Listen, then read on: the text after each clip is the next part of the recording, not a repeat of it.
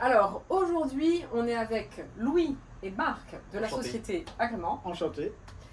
et on va discuter gréement du coup et on va parler de la différence entre un monocoque et un catamaran. Alors on notera que le catamaran, il a un étai et deux galopants en général, et deux baobans, en particulier sur certains mâts en aluminium. Le monocoque, lui, sera plus aubané avec des galopants, des intermédiaires s'il y a deux étages de barre de flèche, et des baobans avant ou arrière, et arrière, pardon. Ou autrement, il peut aussi y avoir des baobans arrière avec un bas étai. Il y a une configuration. Et pourquoi? Quelles sont les raisons? Alors, les raisons. Il y a des multiples raisons. Un catamaran aura une grand voile un peu plus importante qu'une grand voile d'un monocoque pour la même taille, mais sa grand voile sera taillée différemment et le mât en fait tiendra automatiquement sans patara ou sans bastac. Ok. Donc c'est l'intérêt, c'est d'avoir une grand voile qui dépasse plus, qui va plus en Voilà, arrière. une très très grande voile. Le Souvent monocoque, ils ont des grands voiles à cornes. oui, oui. Et du coup, il y a aussi les barres de flèche qui sont pas les mêmes. Voilà, on a souvent des barres de flèche qui, en fait, c'est par rapport à la tenue du mât propre lui-même. En fait, on va lui donner un cintre parce qu'on ne peut pas cintrer le mât d'un catamaran avec un patara. Ok. Donc, on va installer des losanges. On ne peut pas parce qu'on ne veut pas qu'il y ait de patara. Voilà, Voilà, c'est pour ça. donc on va installer des losanges, on va donner Ok. un cintre au mât. Ok. Et la grand voile, elle aussi aura du cintre dans la coupe, hein, sa forme n'est pas droite. Ok. Elle suivra la forme du mât logiquement. Et un monocoque, lui, il peut avoir un mât droit et en tirant sur un patara, on arrivera à donner du centre. Donc en fait, ce sont les losanges qui permettent de cintrer Voilà. le mât. Et voilà, exactement. Ok. C'est ça. Voilà. Ok, parfait. Là, tu trouveras dans ton mât tout à l'heure, Il quand a- on va défaire les losanges, le mât il redeviendra droit, il sera plus cintré. Ok. Et par contre, on ne peut pas le gérer comme sur un monocoque. Ah non, Voilà, Non. la différence. Le centre sera fixe là. Ouais. Logiquement, la façon de faire, c'est on fait un mât, on installe les losanges, on cintre le mât, et ensuite le voilier vient prendre les mesures de cintre Ok, du mât, et il fera sa grand voile par rapport au centre du mât.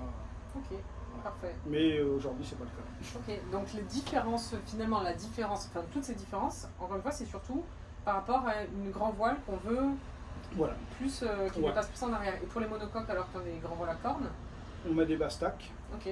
Mais pourquoi ne pas, enfin, est-ce que vous savez pourquoi ils n'ont pas fait ça sur les catamarans du coup? Pourquoi ils n'ont pas mis de bastac? Ouais, plutôt. Alors, ça existe sur certains types de catamarans, mais beaucoup plus gros, hein, des bateaux de course où tu peux avoir des bastacs. C'est des galopants, en fait, on va dire, où tu vas ramener ton mât. C'est des mâts qui sont sur pivot, et tu vas Ok. ramener avec Ah, un ok. galopant Ok, le mât. Mais là, en l'occurrence, c'est des mâts fixes qu'on trouve Ok. sur 99,99% du marché. Donc, ok. Et donc ces différences de conformation, monocoque catamaran, est-ce que ça implique lorsque l'on navigue de faire plus attention à certaines choses, on va dire? Est-ce qu'on a encore moins le droit à l'erreur sur certaines techniques de navigation? Je sais que la dernière fois on parlait par exemple de naviguer Sous le vol génois que sous vol d'avant par exemple. oui, alors ça, c'est pas vraiment, conseillé. Hein. Mais est-ce que par exemple pour un catamaran c'est encore moins conseillé du coup? Ou est-ce que c'est de toute façon que sur le monocoque catamaran on évite que vol d'avant? Oui. C'est à peu près la même chose. Ouais. Ouais, ok. La GB va vraiment apporter structurellement quelque chose au mât. Vraiment agrément plus simple, le catamaran. Et donc, pourquoi Marc et Louis sont aujourd'hui en Corse?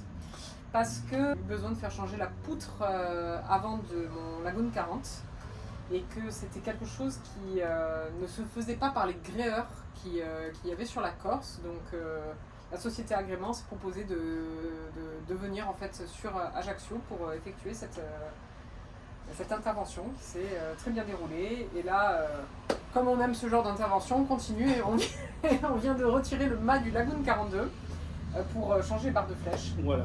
Donc voilà pourquoi C'est ça. Louis et Marc sont actuellement Voilà. à Ajaccio. Ouais. Après un contrôle de gréement, Mm, on s'est aperçu que les barres de flèche étaient fissurées, donc là, sans hésitation, il faut changer absolument. On ne peut pas continuer à naviguer comme ça. Autant il y a beaucoup de choses quand même qu'on peut se permettre de faire soi-même, Alors après, il y a des gens qui sont très bricoleurs et qui arrivent à s'occuper de leur gréement. Autant, je pense qu'il y a certaines choses sur lesquelles il faut vraiment éviter toute erreur, hein, et clairement le gréement. Une erreur sur un gréement, ça peut être des conséquences qui sont quand même extrêmement graves. Ouais. Hein, un débattage, c'est bien sûr, il y a une histoire d'argent, mais il y a surtout une histoire de vie humaine Voilà, de dessous, sécurité. Donc voilà, donc c'est très important de passer par des professionnels et des gens en qui on a confiance. Prenez soin de votre gréement, faites vérifier votre gréement au moins une fois par an. Pour ma part, je fais intervenir une fois par an des gréeurs professionnels pour qu'ils checkent et pour être sûr, et puis même vis-à-vis de l'assurance, pour dire que c'est ok, quoi. Ouais. Quel est votre avis sur les personnes qui prennent les riz en vente arrière? On déconseille fortement, oui. Ah ouais, complètement. Toi, Moi, Marielle en école de voile, Ah on bah, m'a moi, toujours je- appris Voilà. à prendre des riz Bah, ouais, face au depuis tout vent. Moi, c'est ce Ouais. qu'on m'a appris, mais il me semblait que la dernière fois on en parlait, vous disiez que vous voyez les répercussions sur Oui. les bateaux qui font ça. En voile, c'est grave. Beaucoup de on clients a- En fait, à nous le font et on voit les chariots se casser, venir frotter contre le mât, on change des mâts, jusqu'à on change un mât. usiner Là. des mâts. Un mât qui a 2 ans. l'aluminium, Ok. On change le mât au bout de 2 ans. Le mât le rail est fichu, le mât est fichu. Ah oui, parce que oui, ça tire, forcément. Ouais, Ah ça oui. vient frotter Eh oui, contre le forcément. profil. Ok. Mais ça Les, enlève. les des chariots parties. cassent, sortent du rail et puis après Ah se oui. mettent à frotter le mât, à l'usiner. C'est mais plus que fortement. Ok, bon, bah, parfait. Et ça, les gens en fait ne le voient pas, mais c'est à force d'en faire qu'à un moment donné, ils vont voir. Ce que je veux dire, Alors, c'est que oui. les gens ont du mal à réaliser parce qu'ils vont faire leur prise de riz, ils vont pas voir de conséquences, mais c'est à la énième prise de riz Voilà. qu'il va y avoir à un moment donné Ouais. un problème, quoi. Les pièces cassent sur Comme les chariots. le- Les chariots ne sont pas. Les chariots qui sont sur le mât, qui coulent sur le rail, ils ne sont pas adaptés pour Ah oui. travailler comme ça sur le côté. Il faut que ça travaille. On prend le riz face au vent et malheureusement, c'est vrai que si ça prend un quart d'heure. Oui, ça sachant que prend un dans quart ces d'heure. techniques, c'est pas face au vent et en plus c'est tendu, on tend à fond la voile, donc ça doit Ah faire ouais. une traction en plus Ouais. énorme sur le rail. Voilà. Non, Ok. mais faut surtout pas le faire. Bon, bah, ok. Merci les garçons. Et puis maintenant, on va s'occuper du mât Allez. du Lagoon 42. Au boulot. Oui, merci. Merci. Merci.